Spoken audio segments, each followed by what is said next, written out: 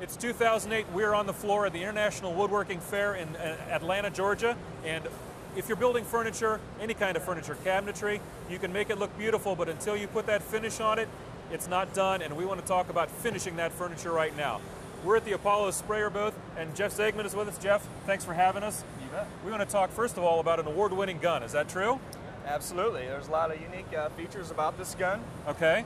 Number one thing I can't stress enough is the gun itself. On the inner of the gun, yep, has a 5/8 inner chamber. Really nice thing about it is this gun will also convert over to an air compressor. Just change this one single fitting out. So it'll either allow you to work on an air compressor or on a turbine. So okay, no so nice versatility there. Absolutely, absolutely. Okay, and you showed me something else as well. You can use it in different cup situations, right?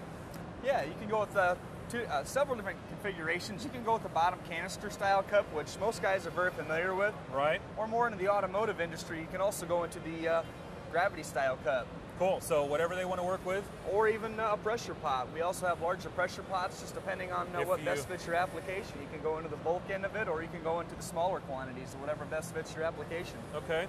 Fan adjustment, what do we got going here? Absolutely. On the head of the housing of the gun, there's a fan adjustment, which allows you to go from a round pattern right back to a fan pattern. So just depending, again, on your application, you can really fine-tune the gun to get the results that you want. Cool. Now, I see atomization on here as a pretty strong feature. Can you explain that a little bit? Yeah, the gun itself has been designed to give you the best atomization that you're going to find. The reason for that is the actual head of the gun, the cap itself. There's a lot of designs that have been done on this gun. Yep. Kind of hard to see it, but when you look at the gun, there's a lot of little tiny air orifices on the front of the gun, which allows you to atomize the product, breaking the particles down to give you the finest atomization you're going to get. So a nice even spread across it. Absolutely. And you can play with the fans and do some pretty cool stuff. You really can, and a lot less sanding between coats just because the atomization is just that fine. Can you show us how it works? Certainly, why not? All right. Now you've got it set up in a cup system, so that works out well. Yep, today we're doing the bottom canister style cup. Okay. Today we're working with the black paint. Okay. That's a black water-based paint. Very similar to the latex paint. However, this material we're working with today has resins and not pigments. Okay. So in other words, it's a very thin product. Great. I'm going to jump over here quick. We'll kick this four-stage unit on. Got it. Again, today it's a four-stage unit. This is good to spray anything on the market today. Anything you'll ever want to spray. Okay. Again, on the head of the gun, just a few key features on the gun itself. You have your fan control adjustment, which you also have. You also have your adjustment for your horizontal versus your vertical. Really easy to adjust the gun. Okay. On the back side of the gun, you have your fluid control adjustment. When I start out, I just like to go ahead and just open this up slightly. Now we'll go ahead today and we're going to start out in a round pattern. All right. Let's go ahead and check here.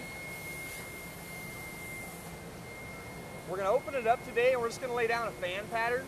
Today, if you want to spray kitchen cabinets, possibly some trim work, right, you name it, anything you'll ever want to spray.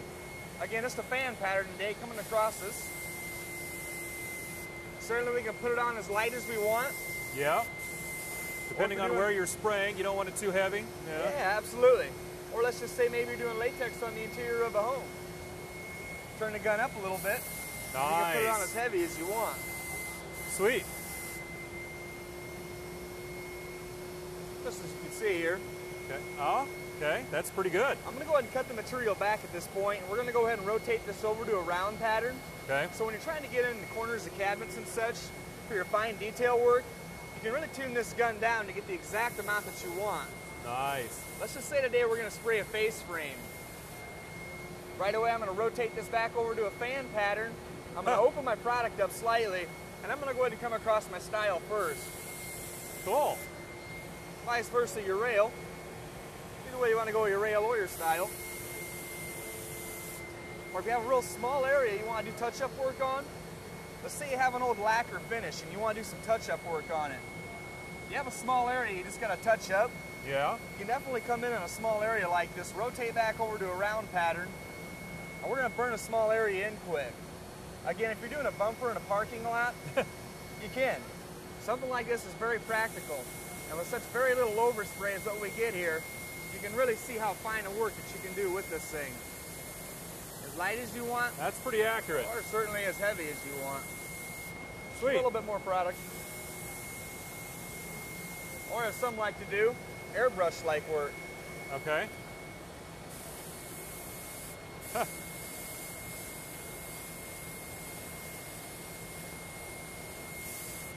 Nice.